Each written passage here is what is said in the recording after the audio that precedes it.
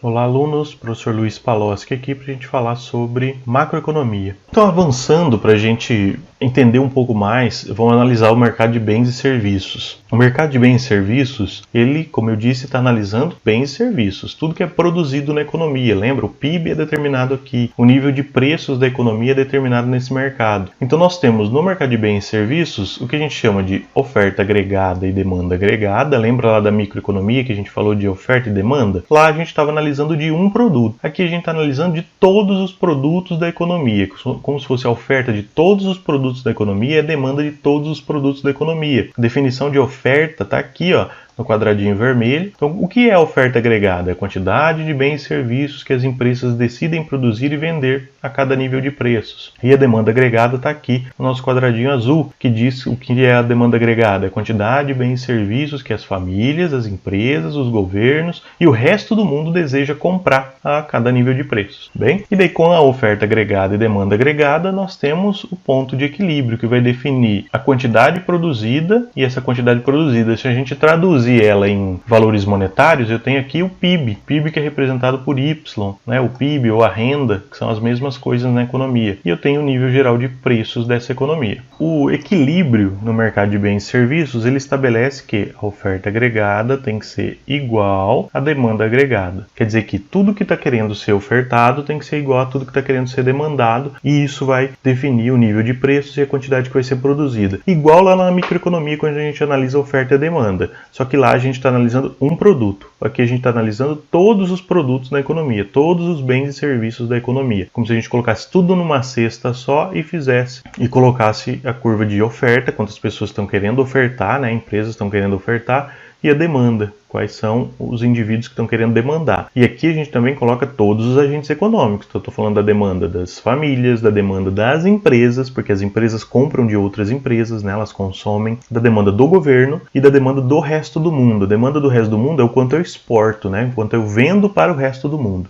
E a oferta agregada é tudo que é produzido na economia. Então nós temos a condição de equilíbrio aqui estabelecida também pela nossa função aqui do PIB, né? Função de demanda agregada, que também é PIB, que também é renda. Então o PIB eu posso definir ele, é como se ele medisse duas coisas ao mesmo tempo. Ele mede tanto a oferta agregada como a demanda agregada, tá? Então o meu PIB, que é o meu Y, que também é a minha renda da economia. Então o PIB é como se fosse as três coisas ao mesmo tempo. Se eu pegar tudo que é produzido na economia, se o valor de mercado de tudo que é produzido vai ser igual ao valor de mercado de tudo que foi consumido, que vai ser igual ao valor de toda a renda gerada na economia, tá bem? Então, se eu somar o preço final dos produtos pela quantidade de produtos, eu vou ter o PIB, que também é igual à renda que foi gerada na economia. Se eu somar todos os salários, todos os lucros, todos os juros, também vai dar o valor do PIB. Existe uma equivalência matemática aí nesses valores, tá? Não que seja a mesma coisa, mas existe uma equivalência nesses valores. Então, eu posso dizer que um é igual ali ao outro, tá bem? Então, o equilíbrio no mercado de bens estabelece que a minha oferta agregada tem que ser igual à demanda agregada. E a demanda agregada, ela é composta por esses elementos aqui, ó. Nós temos o consumo, que é o consumo das famílias. Então, esse aqui é o consumo. Nós temos o investimento das empresas, o gasto do governo, né, os gastos do governo, e as exportações líquidas. Então, esses fatores são importantíssimos aqui na nossa economia. Isso aqui é a demanda agregada. O consumo das famílias, o investimento das empresas, os gastos do governo e as exportações líquidas. O consumo das famílias é o que a gente consome no nosso dia a dia. E ele depende de dois fatores aqui, ó. Nós temos a renda, tá vendo que aqui tem um Y que é igual a esse Y que é a mesma coisa. Eu não disse que o PIB também é a renda da economia? Então a gente coloca ele desse lado aqui como se fosse renda. Então o meu consumo ele depende da minha renda menos a tributação, menos o valor dos tributos na economia. Por quê? Isso é a minha renda disponível. A renda que eu tenho menos o quanto eu tenho que pagar de imposto é o que me sobra para consumir efetivamente, né? Minha renda disponível. Então minha renda disponível é igual a minha renda menos os meus tributos. O consumo então depende positivamente da renda, né? Porque se eu aumentar minha renda eu aumento o meu consumo.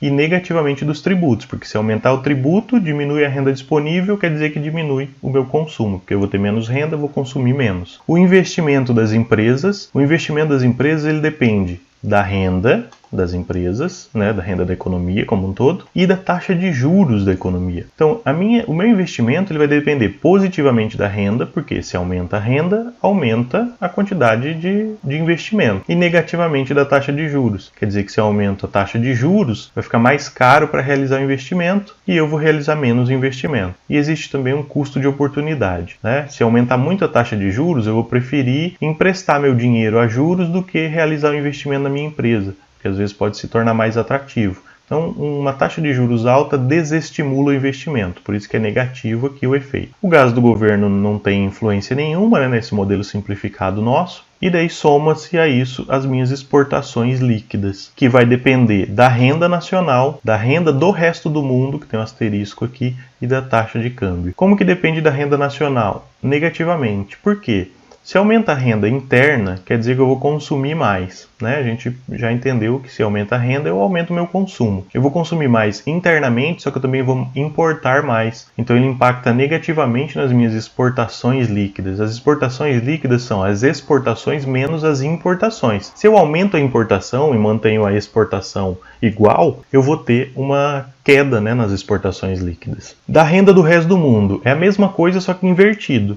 Então, se o resto do mundo aumenta a sua renda, eles vão consumir mais lá dentro do país deles e vão consumir mais do resto do mundo, ou seja, eu agora. Então, eu vou vender mais para o resto do mundo. Então, impacta positivamente a renda do resto do mundo. E a taxa de câmbio. Pensa, se aumenta a taxa de câmbio, se o dólar foi de 4 para 5 reais, o que vai acontecer com quem exporta? Pensa se você está lá fora e você tem dólar para consumir. Antes, com $1, você consumia 4 reais de produtos brasileiros. Agora, com o mesmo $1, você consome 5 reais de produtos brasileiros. Quer dizer que ficou relativamente mais barato para você comprar do Brasil, não é? Então você vai comprar mais do Brasil. A gente vai exportar mais. Então, a gente vai exportar mais. Em compensação, se ficou antes com 4 reais, antes eu precisava de 4 reais para consumir $1 lá fora. Agora eu preciso de 5 reais. Então, para quem é brasileiro ficou mais caro, para quem é de fora ficou mais barato. Quer dizer que a gente vai exportar mais,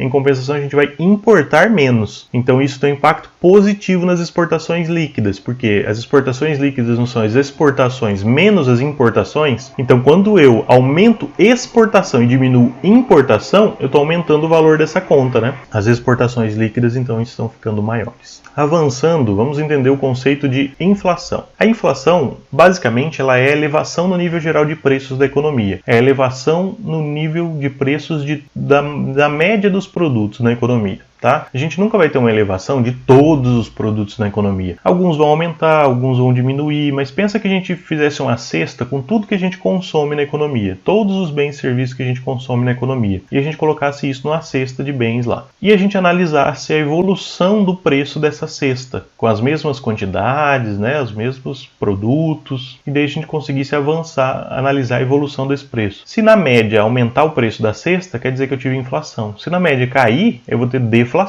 Tá? A inflação é um processo natural da economia. A gente não pode entender a inflação como algo totalmente negativo para a economia. Não, é essencial, ela acontece, é um processo natural da economia. Com o processo de crescimento econômico, a gente tem inflação. O que não pode ter é a inflação fora da meta. Tanto é que a nossa meta não é 0. Então, a nossa meta de inflação hoje é 4%, por exemplo. Eu quero que a minha inflação seja 0? Não, não quero que ela seja 0. Eu quero que essa inflação ela atinja a meta. Então não pode nem estar abaixo da meta, nem estar acima da meta. As duas coisas é ruins, porque a gente não viu que uma das funções do governo é garantir a estabilidade da economia. Uma delas, então, é a estabilidade de preços na economia. A estabilidade de preços é extremamente relevante na economia. Como eu disse, o Brasil vive sob um regime de metas de inflação. Quer dizer que a gente estabelece a meta de inflação, nosso Banco Central estabelece a meta de inflação e por meio da política monetária, política fiscal, ele tenta atingir essa meta. O objetivo dele é atingir essa meta.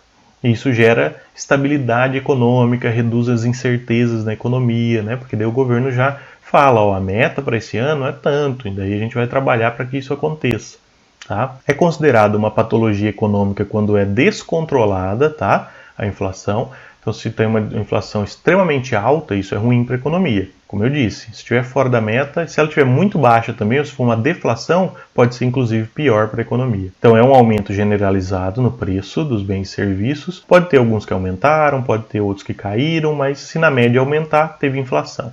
Tá? E impacta no poder aquisitivo da moeda. Então quer dizer que o seu dinheiro vai valendo cada vez menos em termos de poder de compra, né?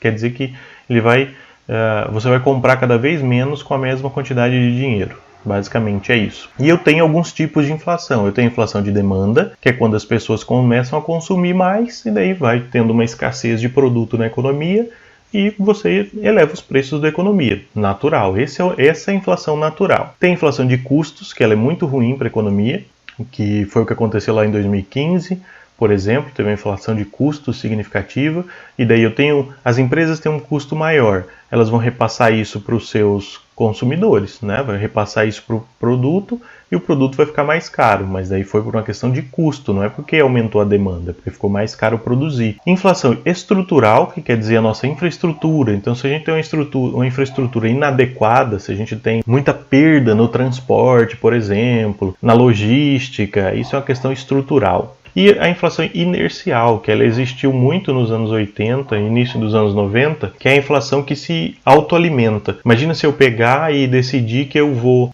corrigir os preços dos meus produtos pela inflação do período passado. Se todo mundo decidir fazer isso, eu vou ter uma perpetuação dessa inflação, né? Essa inflação ela sempre vai ser aquela. Ou então ela vai aumentando cada vez mais, porque alguém vai falar assim, não, eu vou aumentar um pouquinho mais. E daí, se todo mundo pensar assim, a inflação desse período vai ser no mínimo a do período anterior, porque se todo mundo está corrigindo por aquela inflação, então eu tenho que corrigir pelos meus custos, pelo meu centro de custos, e não simplesmente olhar qual foi a inflação e acrescentar o meu produto. Tá? Pode ser que eu esteja perdendo, inclusive, dinheiro. E daí, pessoal, nós temos alguns dados aqui sobre a inflação no Brasil, né, de 1999 a 2020, né, o início agora de 2020. Então, nós temos a nossa meta, que está aqui em azul no meio. Nós temos o limite superior, então é o máximo que deveria ter sido a inflação, e aqui o limite inferior, que é o mínimo que deveria ter sido a inflação. E em roxo aqui nós temos a inflação real medida naquele período, né, o percentual de inflação, a taxa de inflação. Então nós notamos que 2001, né, que está aqui, 2002 e 2003 nós tivemos uma inflação acima do limite. Isso foi ruim, é muito ruim para a economia quando a gente tem uma inflação acima do nosso limite.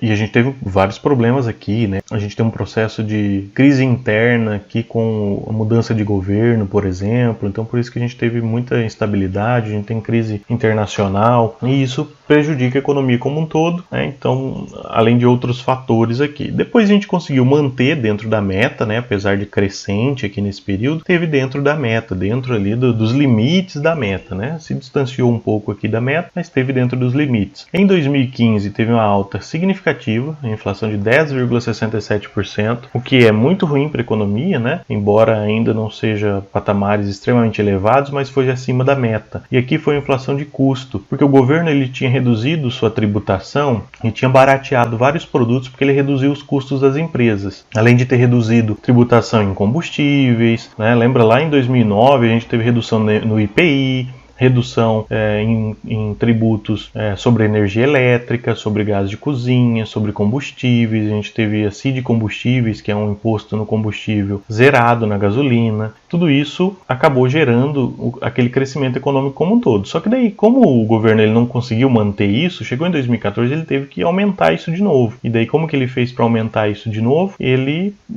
colocou de volta os tributos, né? Aumentou a tributação no combustível, aumentou a tributação na energia elétrica, e daí todas as empresas foram impactadas e aumentaram seus custos. Então aqui a gente teve uma inflação elevadíssima de custo. Logo em 2016, nós já conseguimos voltar aqui, né, para o teto da meta, para o teto, limite aqui da nossa inflação. Dadas as políticas contracionistas que a gente teve nesse período, em 2017, a gente chegou a atingir o limite inferior, que também é ruim, e depois em 2019, a gente fechou ali bem pertinho da meta, 4,31%, e atualmente a acumulada dos 12 meses está em 4%, que é a nossa meta ali. Então a gente está conseguindo manter a inflação. Obviamente que tudo isso muda agora com os efeitos, os impactos da crise gerada pelo coronavírus. Então a gente vai ter provavelmente uma queda no nível geral de preços, porque há um desaquecimento na economia, mas o efeito ainda não pode ser mensurado diretamente, porque também há uma queda nas empresas, então a queda não é só na demanda, vai ser na oferta também. Avançando aqui, nós temos no mercado de bens e serviços a política fiscal.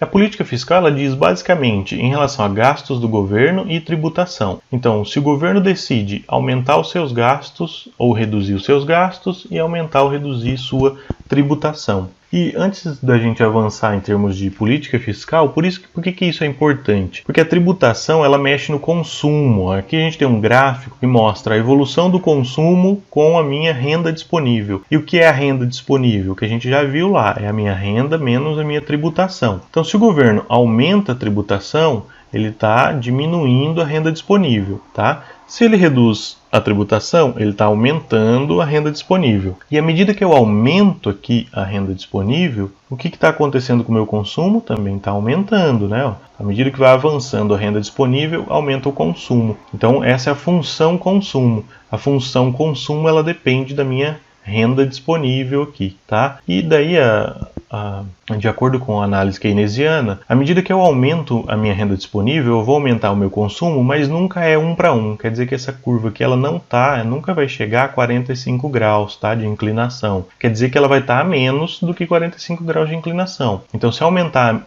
a minha renda em 1%, o meu consumo vai aumentar sempre em menos de 1%. Tá? Se eu aumentar minha renda em R$1, eu nunca vou aumentar o meu consumo também em R$1. Isso é uma questão teórica que diz que a gente aumenta, que a gente tem uma propensão marginal a consumir menor do que 1. Né? Nunca vai ser, eu vou consumir todo o aumento que eu tive de renda. E o que diz isso é esse C1, que a gente chama de propensão marginal a consumir. Tá? A propensão marginal a consumir é o quanto eu aumento do consumo dada uma elevação na minha renda. Então, se a minha renda aumentar em 1%, quanto que eu vou aumentar no meu consumo? Menos de 1% sempre. Tá? Se a minha renda aumentar em R$1, quanto que eu vou aumentar do meu consumo? Basicamente isso é a nossa propensão marginal a consumir. E também depende do meu consumo autônomo. O consumo autônomo é, mesmo quando eu não tenho renda nenhuma, eu consumo alguma coisa. Tá vendo aqui que minha renda é zero? Ó, nesse pontinho aqui a minha renda disponível é zero. Enquanto isso, o meu consumo ele é positivo nesse tanto aqui. Então quer dizer, eu não deixo de existir se eu não tiver renda. Então alguma coisa eu vou consumir. Né? Alguma coisa eu vou estar consumindo, nem que seja por outras pessoas, né, que estão me ajudando, por exemplo, tá bem? Então, sempre que o governo altera a carga tributária, ele vai influenciar a renda disponível das pessoas e o consumo agregado das famílias. E daí a gente vai para a política fiscal. Uma política fiscal expansionista, ela é um aumento nos gastos do governo e ou uma redução nos impostos. O aumento nos gastos do governo, ele vai aumentar a demanda agregada. Né? Vamos lembrar lá da nossa função de demanda agregada. Ó. Então, se a gente voltar aqui, na demanda agregada aqui, eu não tenho gasto do governo. Então, se o governo aumenta o seu gasto, ele está aumentando o todo aqui, né? A soma do todo, que é a demanda agregada. Da mesma forma, se ele reduz a tributação, ele aumenta o consumo, que aumenta a demanda agregada. Então, gera crescimento econômico no curto prazo. Exemplo aqui da nossa política fiscal expansionista. Então, o aumento do gasto do governo aumenta a demanda agregada, a redução dos impostos aumenta a renda disponível, que aumenta a demanda agregada. Qual é o efeito disso no gráfico? Aqui nós temos a oferta agregada e a demanda agregada. A gente estava nesse pontinho aqui, com o aumento na demanda agregada ela vai para a direita e vai para esse ponto aqui, gerando elevação no PIB, então crescendo a economia, e ao mesmo tempo gerando elevação no nível geral de preços da economia, ou seja, eu gero crescimento econômico e inflação. Viram como é que é um processo natural do crescimento econômico, a inflação? O que ela não pode é estar descontrolada, e o que eu não posso também é ter inflação sem ter crescimento econômico, daí é um problema. Então essa é a expansão fiscal, política fiscal expansionista aqui no nosso gráfico. Já a política fiscal contracionista é o contrário. Eu reduzo o gasto do governo, então estou reduzindo a demanda agregada, e eu aumento impostos, que vai diminuir a renda disponível, diminuir o consumo e, por sua vez, diminuir a demanda agregada. Então eu estava nesse ponto aqui de equilíbrio, eu vim para esse daqui. Então eu tive uma demanda agregada reduzida, né? Ela foi para a esquerda aqui. Então eu reduzi o PIB e reduzi o nível geral de preços da economia, tá bem? Então essa é uma política, é assim que se executa a política fiscal: expansão fiscal ou contração fiscal. Avançando, nós temos o mercado monetário, né? A gente já falou bastante sobre o mercado de bens e serviços e agora o mercado monetário. Como que o mercado monetário ele funciona? Eu tenho a oferta de moeda e a demanda por moeda. Então antes a gente tinha oferta e demanda de bens e serviços lá no mercado de bens e serviços, né? Oferta agregada e demanda agregada. Aqui nós temos oferta de moeda e demanda por moeda. A oferta de moeda, MS, né? O S de supply, que é oferta em inglês, e a demanda por moeda, que depende da renda monetária e da liquidez, né, de uma função pela liquidez. Vamos entender o que é liquidez. A liquidez é a moeda em si, tá? Então, a minha demanda por liquidez é o quanto que eu demando de dinheiro disponível para mim.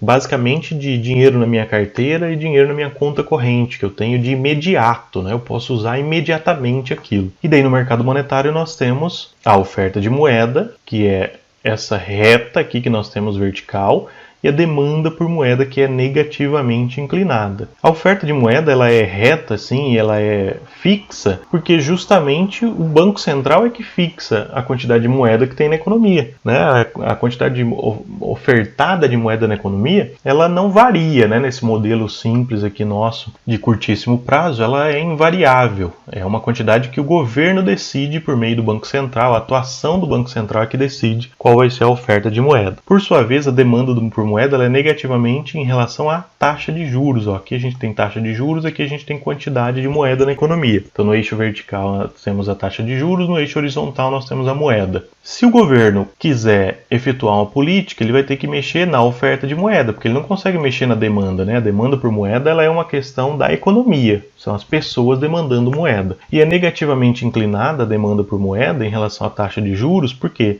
quanto maior a taxa de juros, menos moeda eu vou demandar, né? Porque como se a moeda, entre aspas, estivesse ficando mais cara. Fica mais caro para eu usar a moeda, basicamente, tá? Então nós temos, quando essas curvas se cruzam, eu tenho a definição do ponto de equilíbrio no mercado monetário, que define justamente a taxa básica de juros da economia. Nossa Selic lá, ela é a taxa básica de juros da economia. Ela é definida no mercado monetário. Então, quando o Copom ele anuncia que ele vai manter a taxa básica de juros em 3,75%, não é simplesmente porque isso foi falado que vai acontecer. Ele vai ter que vir aqui no mercado monetário, mexer na oferta de moeda para que a taxa seja essa.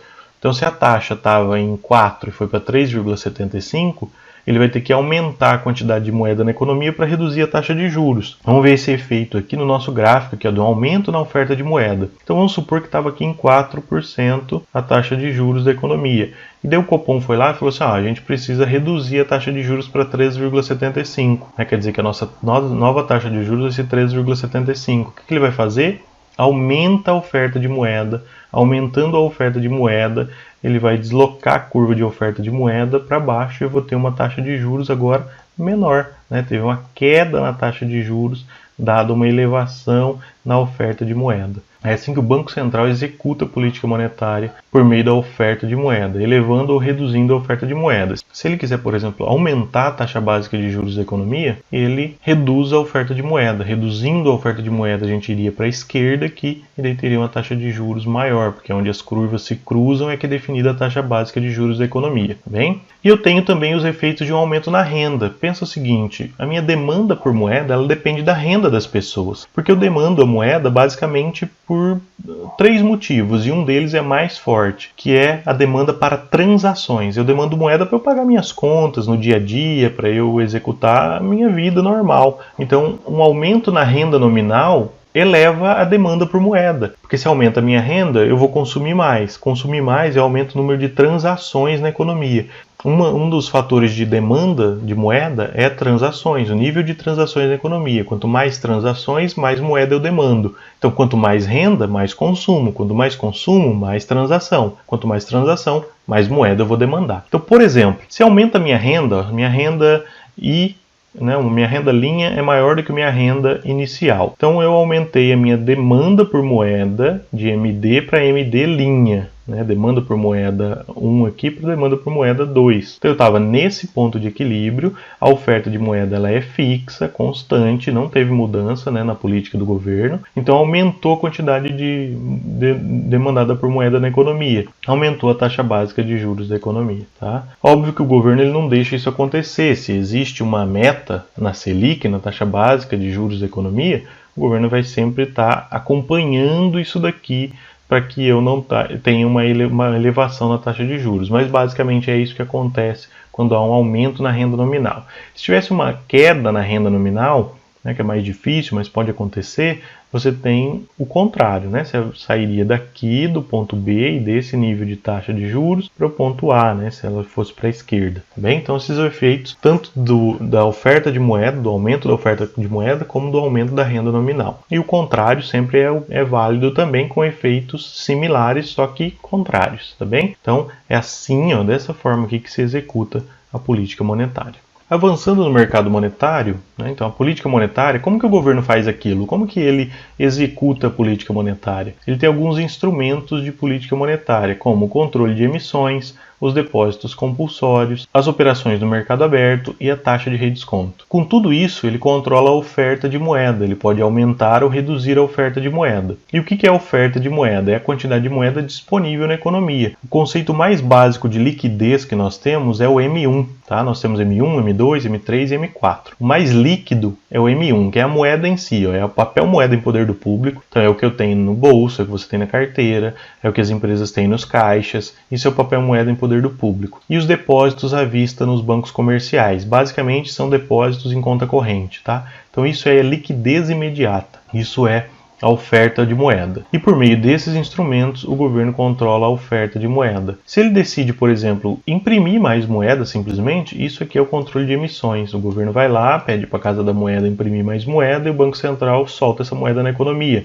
Isso é aumentar a oferta de moeda. Se ele quiser reduzir, ele vai recolhendo essas moedas e vai reduzindo a quantidade de moeda na economia. Depósito compulsório. Depósito compulsório, grosso modo, é uma quantidade de dinheiro que os bancos comerciais têm que deixar em caixa no final do dia. Quer dizer que ele não pode emprestar para ninguém, né? Ele tem que ter lá em caixa. Isso geralmente é uma taxa, então vamos supor que fosse 10%. Eu falo assim, no final do dia, o banco comercial ele tem que ter pelo menos 10% de tudo que ele recebeu de dinheiro, tem que ter no caixa dele. Ele não pode emprestar para ninguém. Então vamos supor que o governo decida reduzir esse depósito compulsório. Ou seja, o banco comercial ele não vai precisar mais ter tudo aquilo guardado no caixa. Ele vai poder emprestar mais, então ele aumenta a quantidade de oferta de moeda na economia. Agora, se o Banco Central decide aumentar o compulsório, quer dizer que o banco comercial vai ter que ficar com mais dinheiro em caixa, guardado, não vai poder emprestar. Então, está reduzindo a oferta de moeda. Operações no mercado aberto é a compra e venda de títulos públicos. Então, quando o Banco Central decide vender títulos públicos em massa, ele está diminuindo a oferta de moeda. Por quê? Porque se ele está vendendo o título, ele está entregando o título para a pessoa e está pegando o dinheiro da pessoa. Daí ele pode manter aquele dinheiro guardado, reduzindo a oferta de moeda. Agora, se o Banco Central decide realizar uma recompra dos seus títulos em massa, então ele vai pegar o título de volta e vai entregar o dinheiro na mão das pessoas, aumentando a oferta de moeda. E a taxa de redesconto é uma taxa também, grosso modo, cobrada pelo Banco Central para emprestar dinheiro para os outros bancos. Então quando um banco, ele, por exemplo, não tem o compulsório, chegou no final do dia, ele falou assim, poxa, eu não tenho aqui a quantidade de dinheiro